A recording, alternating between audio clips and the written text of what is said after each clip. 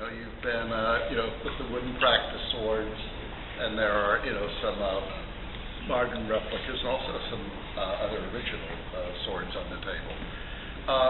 But I just, had brought this along because it's a medieval sword with interesting history.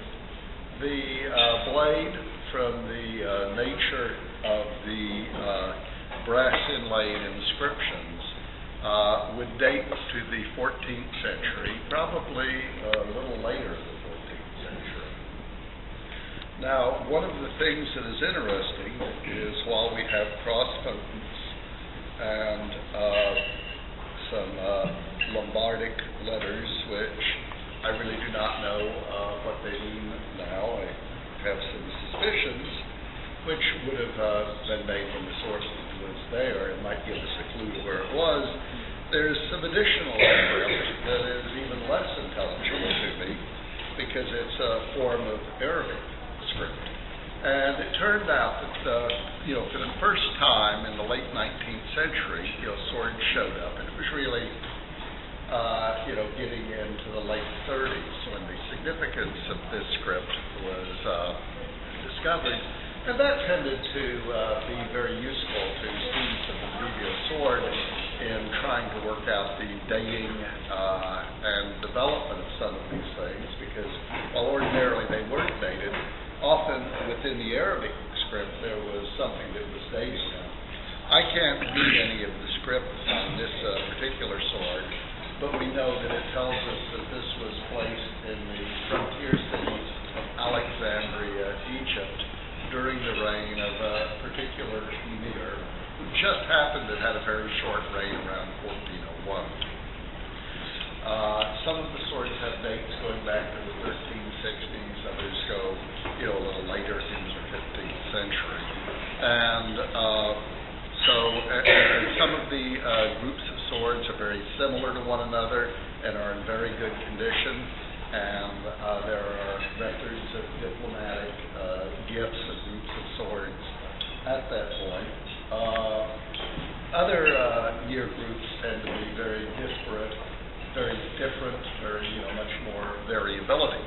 And in those cases, they tend to coincide with periods of skirmishes, and these are interpreted as having been war beneath some of the activities.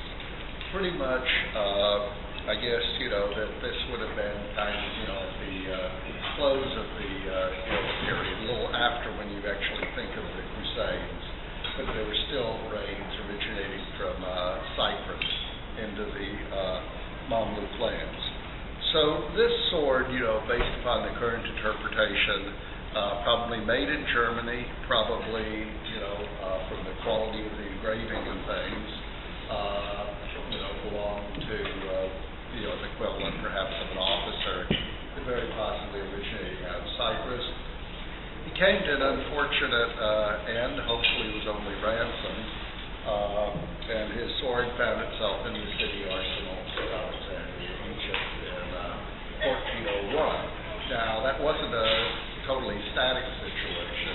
It was basically a city arsenal. Indeed, there probably may have been as many as 200 swords. Now you say, what use would these people have possibly had for European swords? After all, you think of Islamic swords and you think of, curved scimitars, as we'll call them, or shamshers.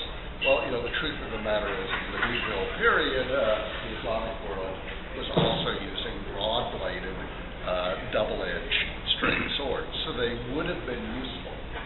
And some of the inscriptions, when translated, will even provide you with very useful information that, that he who would take the sword from the store and not return it would be punished.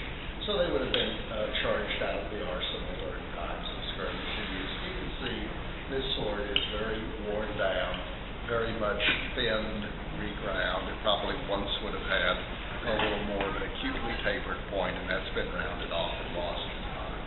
So how did this sword come to us now in reasonably good condition? Well, it would have been in Alexandria probably until the middle of the 16th century. At that time, for those of you who studied, you realize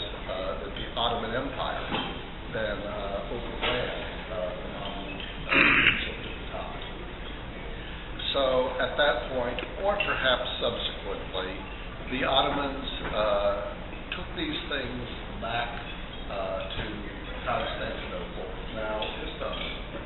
And within the area of the Topkapi Palace, within, which is sort of, it's not just one building, it's a large complex with park-like areas.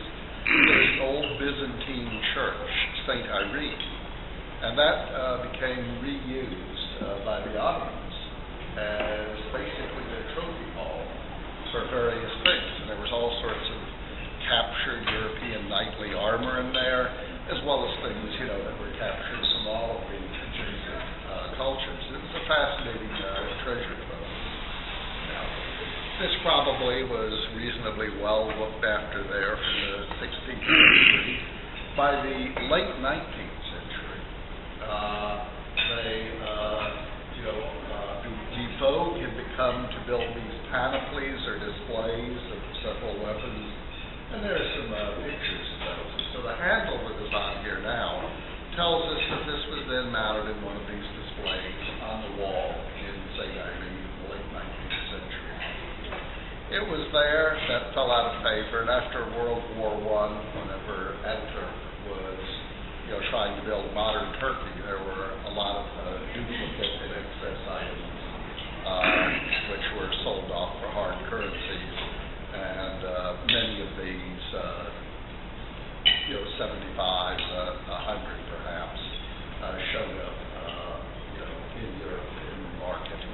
There are about a dozen of them that can be seen in museums in North America. They have 3 in the Met. They have 4 at the Royal Ontario Museum. There's one out in all places, Louisville, at the Royal Armories has it. I think there's 4 in English Village in Philadelphia. But it's an interesting group because, and they tend to command a pretty good price today because they remain in very good condition. Usually when you look at a 14th sword, you're looking at basically $80.